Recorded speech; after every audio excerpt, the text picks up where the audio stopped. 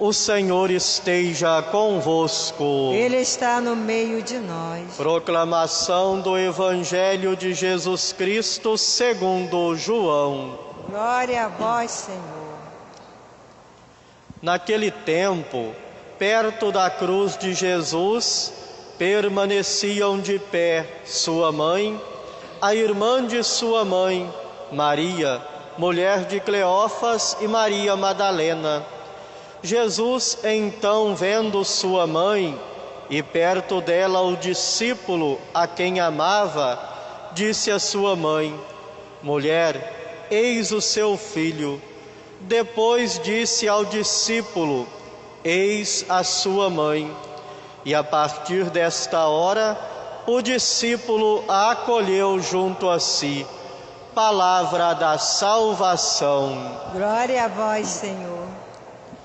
Meus irmãos e irmãs, podemos nos sentar para meditar a palavra de Deus neste dia que celebramos a Senhora das Dores. A Virgem ao pé da cruz permaneceu fiel ao propósito de Deus. E celebrar esta solenidade é para nós motivo de alegria e esperança, porque o amor de Deus se derrama sobre todas as criaturas.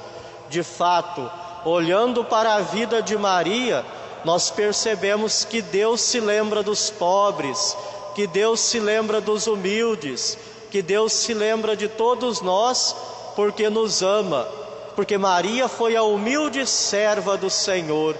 E ser humilde é acolher a palavra de Deus, porque no coração do orgulhoso, no coração do soberbo, a palavra não pode germinar, ela não encontra morada.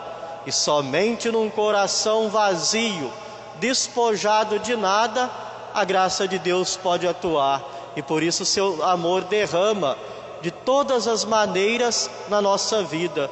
Então, ontem nós celebrávamos a festa da exultação da Santa Cruz e hoje a Senhora das Dores. As duas festas estão intimamente ligadas, porque na cruz de Jesus emana vários dons para a sua igreja.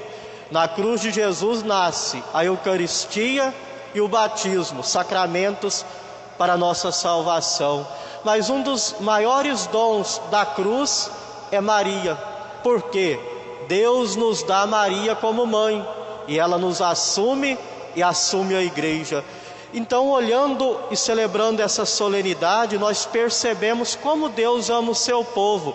Basta olhar para a história de Judite, que nós escutamos hoje. Como Deus lembra dos humildes e usa os fracos para que o amor possa chegar até nós. Deus sempre age de maneira muito simples. Deus age sempre no silêncio, no escondimento.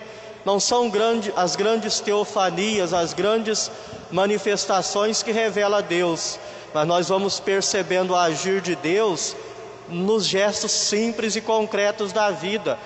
O texto de Judite nos inspira e nos ajuda a entender como Deus nos ama.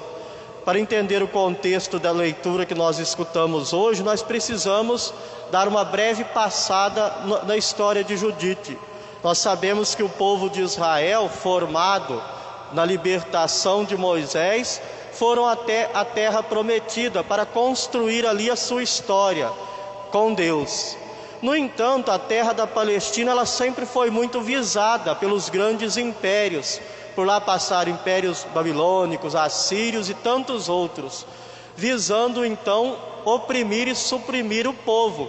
Um império, quando ele quer tomar conta, não é que ele chega dialogando, não é que ele chega respeitando o povo. É como hoje, muitas vezes o governo, os poderes instituídos não respeitam muito a liberdade e a consciência humana e nem a vida. Chega oprimindo, chega impondo ideias. Naquele tempo também já era assim. Então, Judite, o contexto do livro de Judite está sob o domínio do Império Grego. Então, a ideia dos gregos era muito racional, a razão, e se esquecia muito da simplicidade da vida.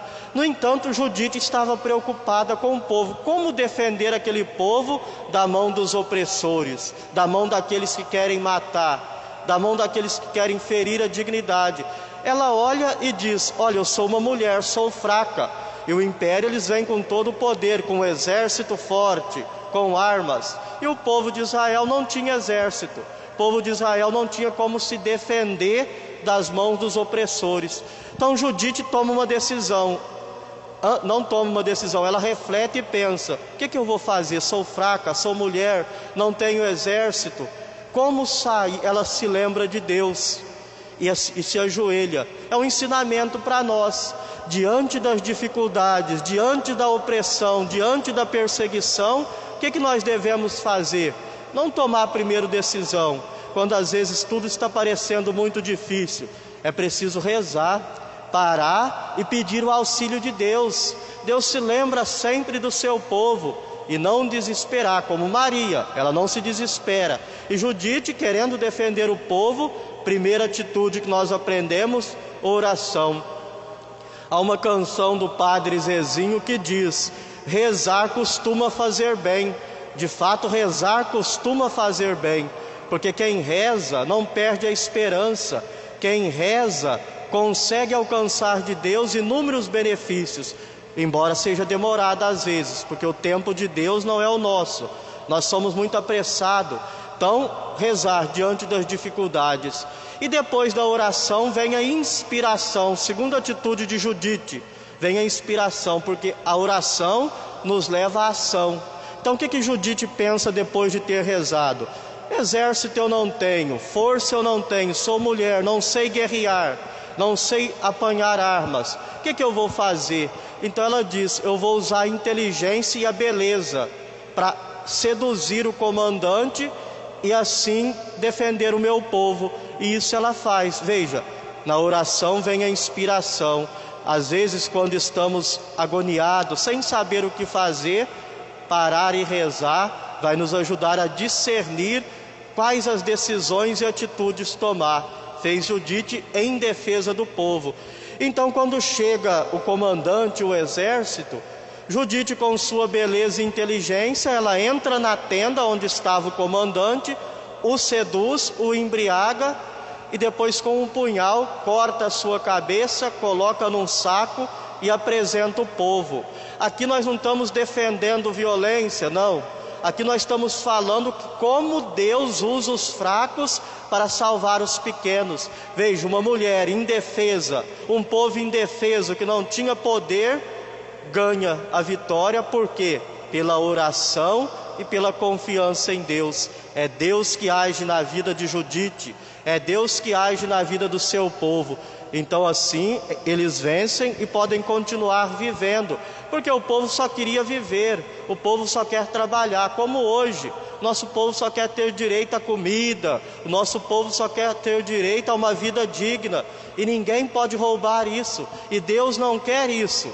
Deus não quer o sofrimento do seu povo, Deus quer a dignidade. Então a dignidade daquele povo foi defendida por uma mulher inocente, fraca, mas ela acreditou e confiou em Deus.